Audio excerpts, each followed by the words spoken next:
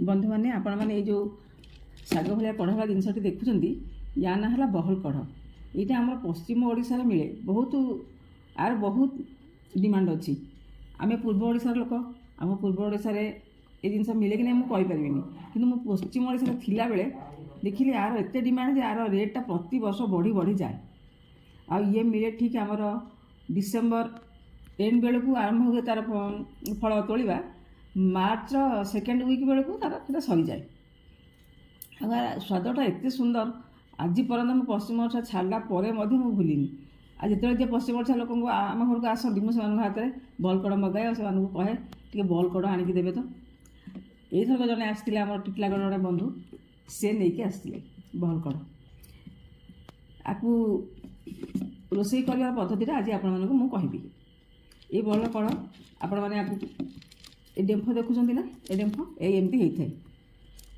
ये सब है कढ़ तापर धला धला फुल हो नील नील आमर जमी लिंब फल सेमती फल आधे हम से टे शागर स्वाद कमी आसी थाए आपको बल कड़ कहती आ बल शाग भी कहती टी रहीगला पड़े झड़ी जाए आ तार पत्र बहुत विराट बड़ बड़ गछ कि तार पत्र एमती छोट छोट आपण मैंने प्रथम एमती टे छिड़ेदेवे ये भी नरम अच्छी आपको फोपाड़ी ये डेम्फटा टे टाण अच्छी आर छोट छोट डेम्फ गुड़िक नरम अच्छी आप एमती छिड़ेदेवे पत्र को मतलब टिक टिक एमती छिड़ेदेवे पत्र भी पड़े किसी खराब लगे भल भी लगे आपण मैंने आपको धोईकी छाणिकी रखीदे आउ बनइबे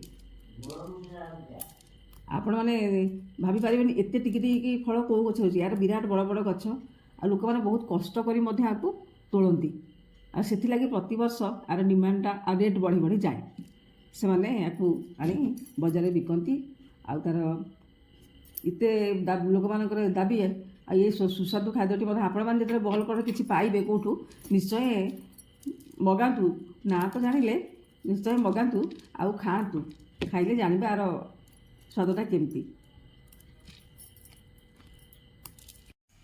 आपण मैंने देखते ये बहल कड़ मुझे करुच्ची केमी या तार प्रोसेसटा आपको कहूँ प्रथम कड़े बसैले तेल पकेले से आप टे कंचा लंका को फाड़ फाड़ काटी रखिए पकेबे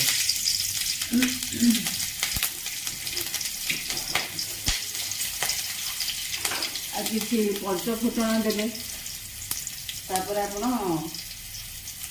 पियाज चुन चुन काटी से पड़ो परिमाण अनुसार आप पियाज देते देखो आमर शागर कढ़र परिमाण एति से लगी मुझे पियाज देली यहाँ आमर पश्चिम ओडिशार भाई भाई मैंने जानी निश्चय खुशी भी हे अंचल जिनसटी आम एपटे भुवनेश्वर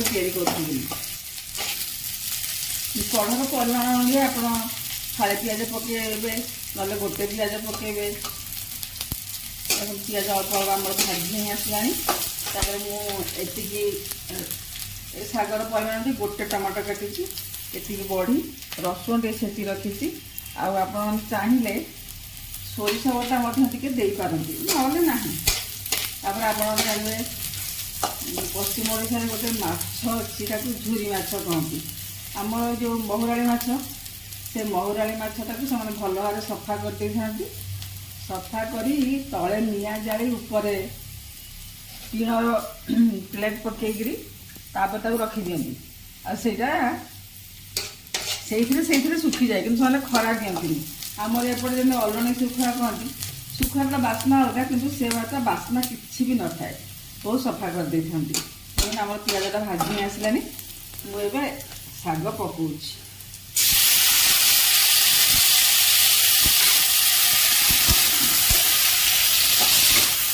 अल्प टे पानी मरीदे आप स्वाद अनुमान लुण देवे किए लुण कम खाती किए बेसी खाती आम टमाटर जो पड़ो टे अधिका लुण देवे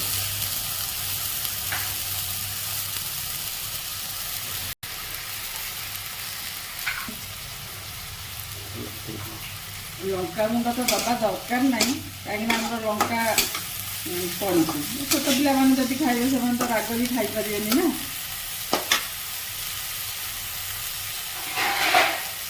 ତାକୁ ଟିକେ ଘୋଡ଼େଇ ଦେଉଛି ଆଉ ଟିକେ ସିଝି ଯିବା ପାଇଁ।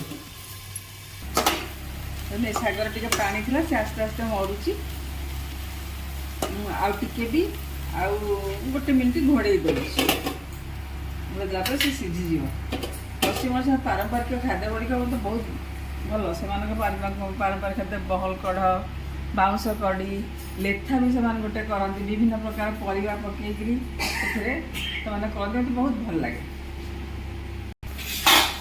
ତାପରେ ଦେଖନ୍ତୁ ମୁଁ ଟିକେ ସୋରିଷ ବଟା ଦେଉଛି। ଆପଣମାନେ ଚାହିଁଲେ ସୋରିଷ ବଟା ଦେଇପାରନ୍ତି, ମୁଁ ଫ୍ଲେଭର୍ ପାଇଁ ଟିକେ ଦେଉଛି, ନହେଲେ ବି ନଦେଲେ ବି ଚଳିବ।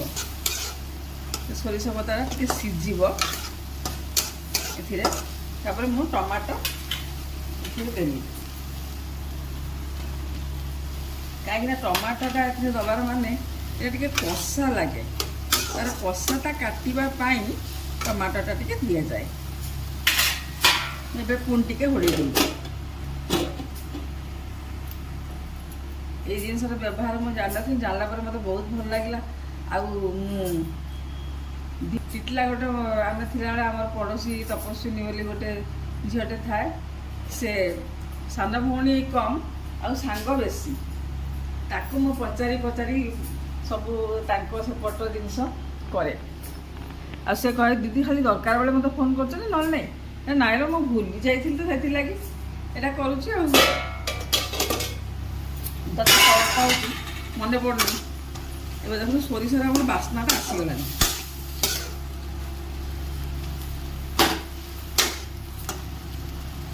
ଟମାଟୋଟା ଛୋଟ ଛୋଟ କାଟିବେ, କାରଣ ମିଳେଇକି ମିଶିବ। ଆଉ ଯେଉଁମାନେ ଖଟା ବେଶୀ ଭଲ ପାଆନ୍ତିନି, ସେମାନେ ବଡ଼ ବଡ଼ ପିସ୍ କରି କାଟି ମଧ୍ୟ ପାରିବେ। ମୁଁ ଆଉ ଟିକେ ଘୋଡ଼େଇ ଦେଉଛି। ରସୁଣଟା ଆପଣ ପକାଇବେ ଏଥିରେ, ପିଆଜ ସାଙ୍ଗରେ ପକାଇବା, ନହେଲେ ପଛରେ ବି ପକାଇ ପାରନ୍ତି ରସୁଣ ଛେଚା ଟିକେ। ଆଉ ଟିକେ ମୁଁ ଘୋଡ଼େଇ ଦେଉଛି। ଏବେ ମୁଁ ଦେଖେ କେମିତି ଏଇଟା ଆସିଲାଣି ତାର କଲର୍। ତେଣୁ ଗ୍ରୀନ୍ କଲର୍ର ଆସ୍ତେ ଆସ୍ତେ କଲର୍ ବଦଳିଗଲାଣି। ଆଉ ଟମାଟୋ ବି ଟିକେ ସିଝିଗଲାଣି, ରସୁଣ ଆଗ ପଡ଼ିଛି। ଏବେ ମୁଁ ବଢ଼ି ପକାଇବି। ବଢ଼ିଟା ଗୋଟା ଗୋଟା ପକାଇଲେ ତା ଦେହରେ ମିଶିବନି, ତେଣୁ ଗୁଣ୍ଡ କରି ପକାଇବାକୁ ପଡ଼ିବ।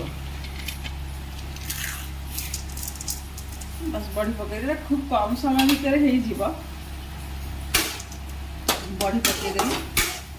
ଆଉ ସେ ଯେଉଁ ଝୁରି ମାଛ କଥା ଆପଣ କହୁଥିଲେ, ସେ ଝୁରି ମାଛ ମଧ୍ୟ ଯେଉଁମାନେ ଆଇଁଷ ଭଲ ପାଇବେ ଝୁରି ମାଛ ପକାଇ ପାରିବେ, ଚିଙ୍ଗୁଡ଼ି ପକାଇ ପାରିବେ, ନହେଲେ ଏମିତି ସାଧା ବି କରିପାରିବେ। ସାଧା ତ ପ୍ରାୟ ଲୋକ କରନ୍ତି, କିନ୍ତୁ ସେମାନେ ମାଛ ମଧ୍ୟ ପକାନ୍ତି। ଚିଙ୍ଗୁଡ଼ି ଛୋଟ ଛୋଟ ଚିଙ୍ଗୁଡ଼ି ତାକୁ ଆଣି ଏଥିରେ ପକାଇ ପାରିବା। ଏବେ ଦେଖନ୍ତୁ ମୁଁ ଆଉ ଟିକେ ରସୁଣ ରହିଥିଲା ବାକି, ସେଇଟା ପକାଇ ଦେଉଛି। ରସୁଣ ଫ୍ଲେଭରଟା ଆସିଲେ ଭଲ ଲାଗେ, ବାସ୍ନା ବି ହୁଏ। ଏବେ ଦେଖନ୍ତୁ ଆମର ଶାଗ ହେଇକି ଆସିଲାଣି। ଆଉ ଟିକେ ମୁଁ ତାକୁ ଘୋଡ଼େଇ ଦେବି। ଘୋଡ଼େଇ ଦେଇ ସାରିଲା ପରେ ଇଏ ହେଇଯିବ। ଆଉ ଦେଖନ୍ତୁ ଶାଗ ଆମର ହେଇଗଲାଣି, ତାର କଲର୍ ବି ଚେଞ୍ଜ ହେଇଗଲାଣି। ଆଉ ସେ ତିଆରି ହେଇଗଲାଣି। ଏବେ ଆପଣମାନେ ଆକୁ ଭାତ ସହିତ, ରୁଟି ସହିତ ମଧ୍ୟ ଆରାମସେ ଖାଇପାରିବେ, ବହୁତ ଭଲ ଲାଗିବ। ଆଉ ଗରମ ଗରମ ଟିକେ ଖାଇବେ, ଥଣ୍ଡା ହେଲେ ଆମେ ସ୍ୱାଦ କମିଯିବ। ଆଚ୍ଛା ବନ୍ଧୁଗଣ, ଏଇ ବହଲ ଶାଗର ପ୍ରସ୍ତୁତିଟା ଆପଣମାନଙ୍କୁ କେମିତି ଲାଗିଲା ମୋ ଚ୍ୟାନେଲକୁ ସବସ୍କ୍ରାଇବ୍ କରି ଜଣାଇବେ।